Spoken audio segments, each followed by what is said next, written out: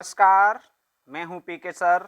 उपस्थित हूं आपके मध्य एक नई वीडियो के साथ आपके पसंदीदा चैनल प्रद्योत गुरुकुल में। प्रद्योत गुरुकुल चैनल आपकी सफलता के लिए लगातार कार्य कर रहा है और आज एक नई वीडियो के साथ मैं आपके मध्य उपस्थित हूं। आज की video UP TET, super TET, REET की परीक्षाओं के लिए बहुत ही उपयोगी वीडियो है। आज प्रश्न एकादशी श्रृंखला में प्रश्न एकादशी प्रथम जो बाल मनोविज्ञान से संबंधित है, बाल मनोविज्ञान से संबंधित पहली एकादशी को लेकर आज मैं पीके सर आपके साथ उपस्थित हूं। आइए देखते हैं प्रश्न एकादशी का पहला प्रश्न। अधिगम से तात्पर्य होता है। पहला प्रश्न है, अधिगम से तात्पर्य होता है व्यवहार में परिवर्तन से, संवेग में परिवर्तन से, सूझबूझ में परिवर्तन से, इनमें से किसी में परिवर्तन से नहीं। तो अधिगम से तात्पर्य पूछा गया है। अधिगम से तात्पर्य क्या है? अधिगम किसे कहते हैं? व्यवहार में परिवर्तन को अधिगम कहते हैं। अर्थात व्यवहार में परिवर्तन हो जो स्थायी हो, व्यवहार में परिमार्जन हो जो स्थायी हो, तो उसे अधिगम कहते हैं। संवेगों के परिवर्तन को अधिगम नहीं कहते हैं, सूझबूझ के परिवर्तन को भी अधिगम नहीं कहते हैं। इस प्रकार पहले प्रश्न का विकल्प ए सही हुआ, जिसमें बताया गया है कि व्यवहार में परिवर्तन ही अधिगम है। अर्थात पहले प्रश्न का विकल्प ए सही है। बढ़ते हैं दूसरे प्रश्न की ओर। दूसरा प्रश्न, निम्नांकित में से किस तरह के परिवर्तन को अधिगम कहा जाएगा? निम्नांकित में से किस तरह के परिवर्तन को अधिगम कहा जाएगा? अधिगम किसे कहा जाएगा? कौन से परिवर्तन को अधिगम कहा जाएगा? चार विकल्प में से ढूंढना है। दवा या औषध, ध नहीं लिखा है यहाँ, दवा या औषध खा लेने से व्यवहार में परिवर्तन।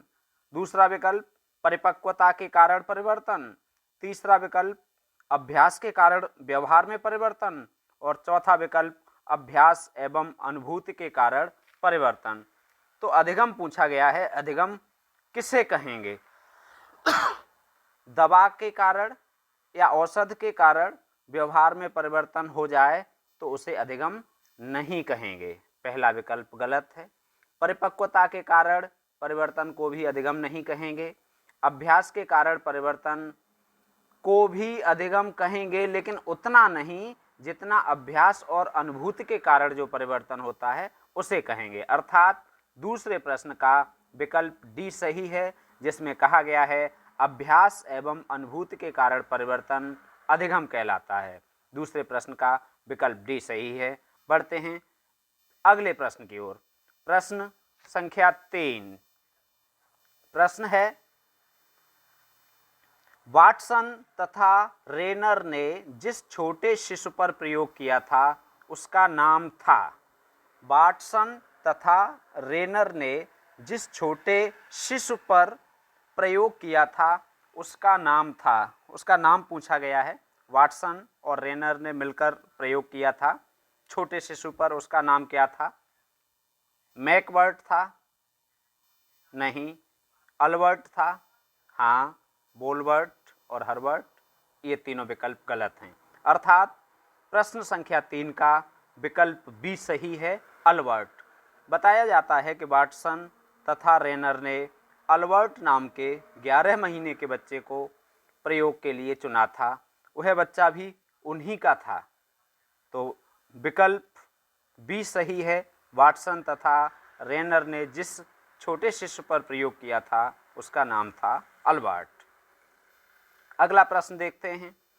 के यू जेड उदाहरण है निरर्थक पद का, व्यंजन पद का, दोनों का, इनमें से किसी का नहीं।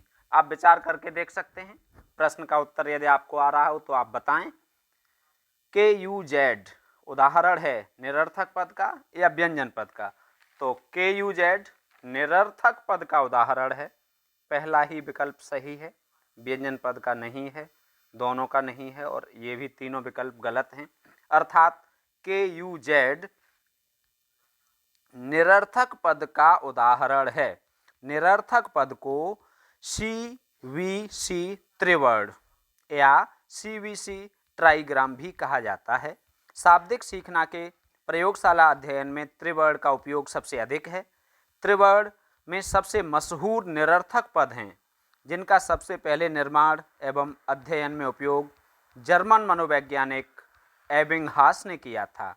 निरर्थक पद से तात्पर्य वैसे त्रिवर्ण या 3 अक्षरों से बने पद से होता है जो निरर्थक होता है तथा जिसका पहला और अंतिम अक्षर व्यंजन एवं बीच का अक्षर स्वर होता है, जैसे KUZ, TEK, HUX आदि निरर्थक पद के उदाहरण हैं।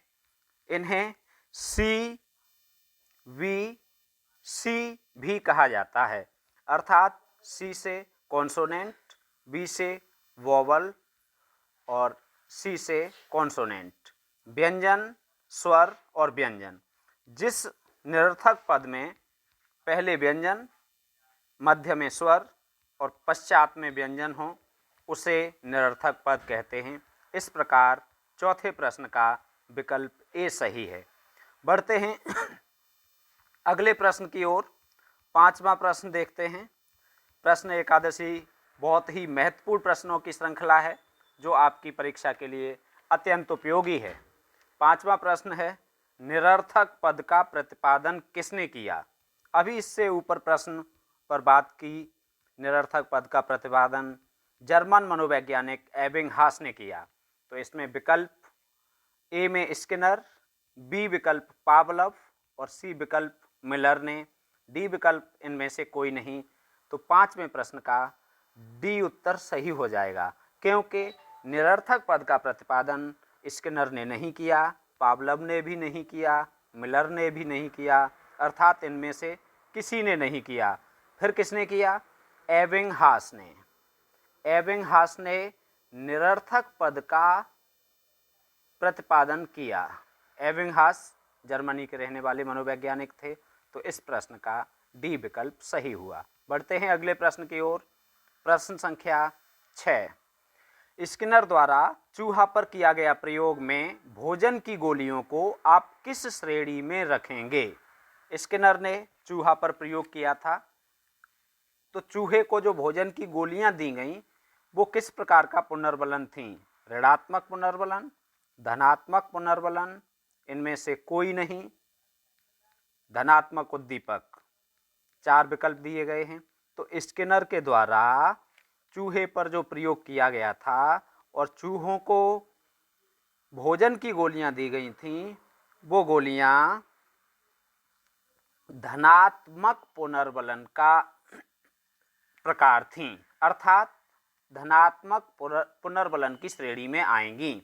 स्किनर द्वारा चूहे पर किया गया प्रयोग भोजन की गोलियों को हम धनात्मक पुनर्बलन कहेंगे, क्योंकि जैसे जैसे गोलियां मिलती थीं चूहे आगे से फिर से वही अनुक्रियाएं करने के लिए प्रेरित होते थे। तो प्रश्न संख्या 6 का विकल्प बी सही हुआ। बढ़ते हैं अगले प्रश्न की ओर। प्रयत्न एवं भूल सिद्धांत के प्रवर्तक थे। बहुत महत्वपूर्ण प्रश्न। प्रयत्न एवं भूल सिद्धांत के प्रवर्तक कोहलर नहीं थे, पावलव नहीं थे, थॉर्नडाइक थे, स्किनर नहीं थे। इस प्रकार 7वें प्रश्न का सी विकल्प सही हुआ। कोहलर ने अंतर्दृष्टि या सूझ का सिद्धांत प्रतिपादित किया था। पावलव ने अनुकूलित अनुक्रिया सिद्धांत या शास्त्रीय अनुकूलन सिद्धांत दिया।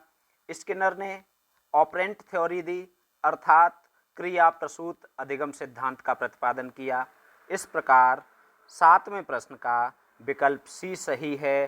प्रयत्न एवं भूल सिद्धांत के प्रवर्तक थॉर्नडाइक थे। इस सिद्धांत को अन्य नामों से भी जाना जाता है, जैसे संबंधवाद, SR थ्योरी, उद्दीपक अनुक्रिया सिद्धांत,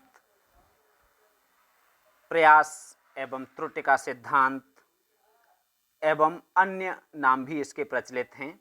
तो प्रश्न संख्या 7 का विकल्प सी सही है। प्रयत्न एवं भूल सिद्धांत के प्रतिपादक थॉर्नडाइक थे। देखते हैं अगला प्रश्न।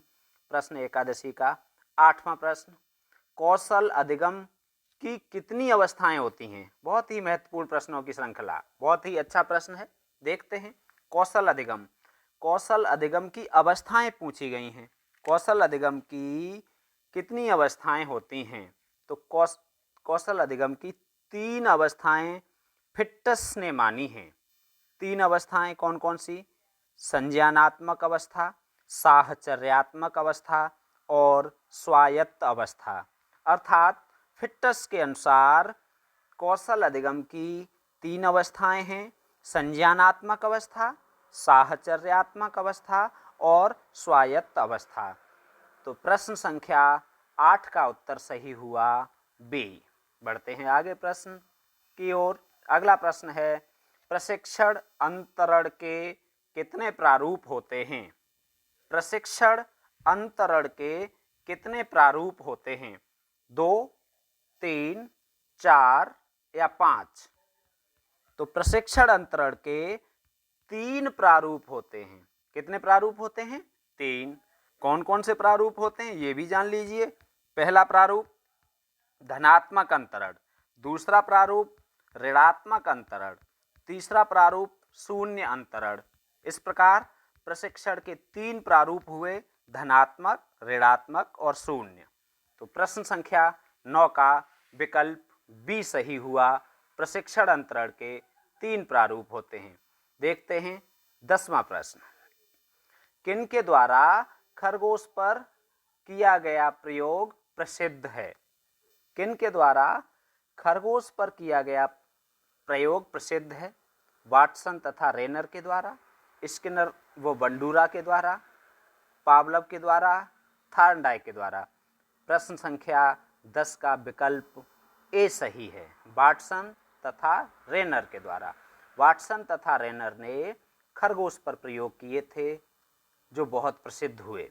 पावलव ने कुत्ते पर और स्किनर ने चूहे एवं कबूतर पर प्रयोग किए जो काफ़ी प्रसिद्ध हुए। थॉर्नडाइक का बिल्ली पर किया गया प्रयोग बहुत ही प्रसिद्ध हुआ। 10वें प्रश्न का विकल्प ए सही है। किन के द्वारा खरगोश पर किए गए प्रयोग प्रसिद्ध हैं? तो वाटसन के द्वारा। किन के द्वारा? वाटसन के द्वारा। 10वें प्रश्न का विकल्प ए सही है। बढ़ते हैं प्रश्न एकादशी का अंतिम प्रश्न। रेनर थी वाटसन की शिष्या, पत्नी, शिष्या पत्नी या माँ? तो रेनर के बारे में पूछा गया है। रेनर कौन थी?